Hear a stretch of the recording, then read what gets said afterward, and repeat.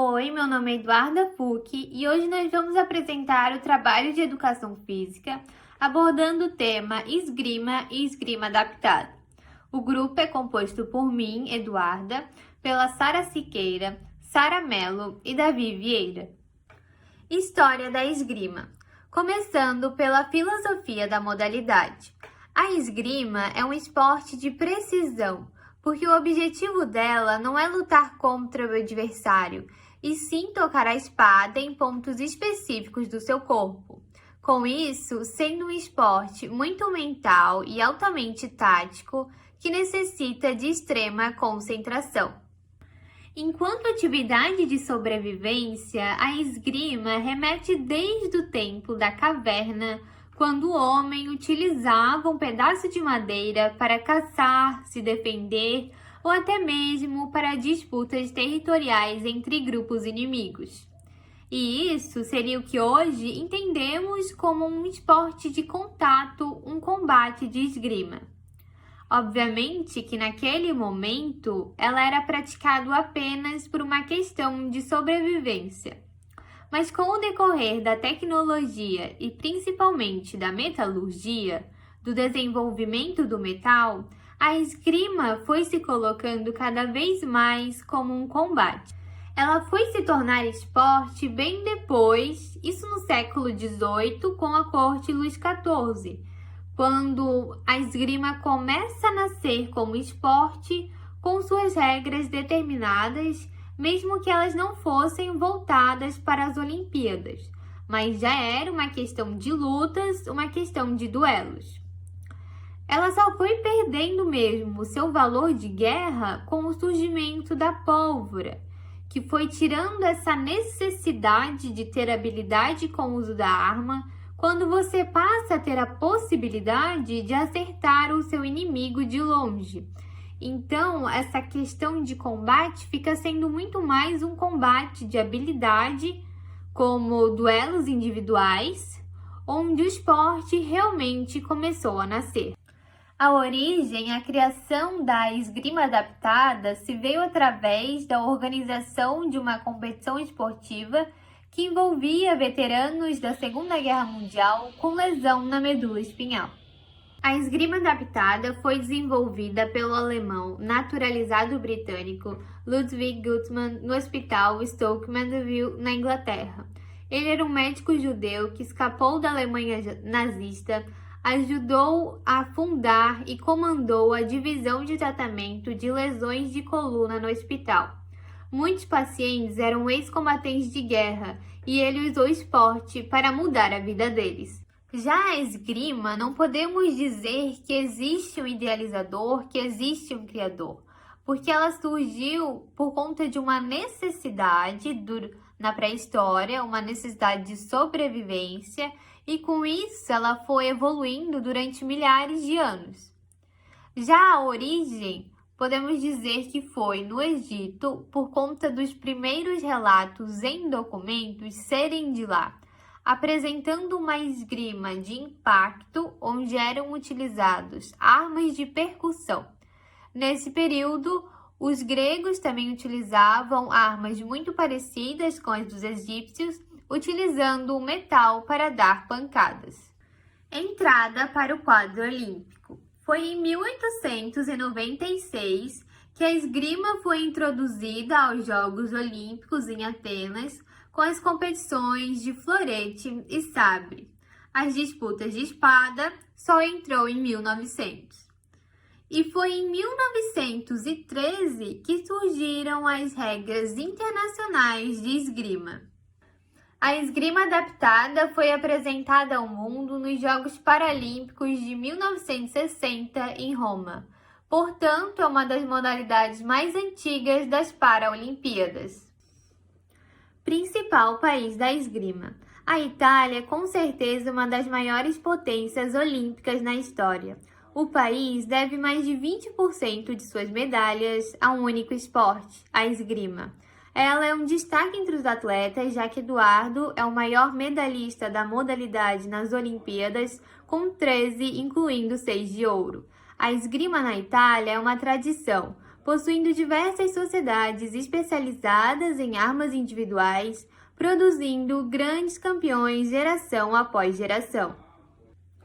Já na esgrima adaptada, foi a França quem fez história com os paratletas Christian e André. Ambos são recordistas em medalha de ouro, e o desempenho da França é facilmente explicado, pois o país teve um papel fundamental no desenvolvimento da modalidade. A principal brasileira medalhista da esgrima é a Nathalie, italiana, filha de um alemão com uma brasileira. Ela passou a competir com a bandeira do Brasil só ao fim da carreira. Porém, mesmo em pouco tempo como atleta do país, ela ainda conquistou 2 dos melhores resultados da história no esporte do país. O título mundial na Hungria em 2015 e chegando às quartas de final na Olimpíada Rio 2016. Infelizmente, o Brasil não possui nenhuma medalha olímpica na esgrima. O principal brasileiro medalhista da esgrima adaptada é o gaúcho Giovanni Guissoni. Sua maior conquista foi a primeira medalha da história da esgrima brasileira, sendo conquistada na Paralimpíada Londres 2012, quando conquistou a medalha de ouro na categoria espada, classe B. Representantes da esgrima na atualidade. Guilherme e Nathalie são com certeza os atletas com melhor resultado do país na modalidade.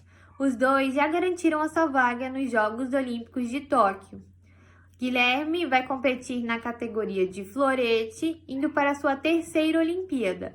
E Nathalie na categoria de espada, indo para sua segunda, competindo pelo Brasil. Já na esgrima adaptada, o Brasil terá 4 representantes na Paralimpíadas de Tóquio desse ano. Giovanni, que possui o melhor resultado do país até agora, competindo na categoria B. Carminha de Oliveira, na categoria A, além de Mônica Santos e Wanderson Chaves, também na categoria B. Materiais para a prática. A arma é com certeza um dos equipamentos mais essenciais da esgrima. Ela possui 3 tipos, separando a esgrima em 3 categorias. O florete, que possui 110 centímetros, sendo 20 de punho e 90 de lâmina e pesando 500 gramas. Por se tratar de uma arma leve, ela apresenta uma técnica elegante e complexa e é considerada a mais difícil das armas. Espada. Ela também tem 110 centímetros, sendo 20 de punho e 90 de lâmina, porém pesando 770 gramas. Suas ações são mais conservadoras que a do florete, muito por conta das regras do jogo e de sua ampla área de toque. Ela era a arma utilizada nos duelos do século XIX. Sabre. Essa arma possui 105 centímetros, sendo 17 de punho e 88 de lâmina e pesando 500 gramas. O sabre é uma arma mais leve e rápida. Materiais para a prática de esgrima e esgrima adaptada. A vestimenta usada por um esgrimista nos Jogos de Londres de 1948, por exemplo, era feita 100% de algodão e expunha os atletas ao risco de ferimentos. Caso a lâmina flexível se partisse num golpe, a extremidade quebrada era pontiaguda e capaz de romper o uniforme do oponente. As roupas atuais são reforçadas por um plastão por baixo e feitas de tecido mais resistentes e elásticos, proporcionando maior conforto e liberdade ao movimento ao atleta. Para as mulheres, há um colete especial para as áreas dos seios. Temos a luva, a qual só se usa na mão que se segura a arma. A máscara usa telas de fio de aço com 1 milímetro de diâmetro. Alguns modelos usam visores de acrílico para aumentar a visibilidade. Materiais para a esgrima adaptada. Nas disputas de espadas, uma cobertura metálica é usada para proteger as pernas dos atletas e as rodas das cadeiras. Nos duelos de florete, é necessária uma proteção para as rodas das cadeiras. Assim, suas cadeiras são fixadas ao solo. Principais golpes. Guarda. Feitas as saudações, é hora do combate, mas esse deve se iniciar a partir da posição correta, a guarda. É o ponto de partida de todos os movimentos da esgrima e também pede uma postura específica. O esgrimista em guarda deve ficar lateralmente na pista, com o seu braço dominante mais próximo ao adversário. Na mesma direção, ele deve estar apontando o pé frontal. O pé traseiro aponta para fora da pista, formando um ângulo de 90 graus. A arma deve estar empunhada na altura do peito em direção ao adversário. Os joelhos também são importantíssimos aqui. Eles precisam estar levemente flexionados. Marchar. Marchar é o básico dos movimentos da esgrima.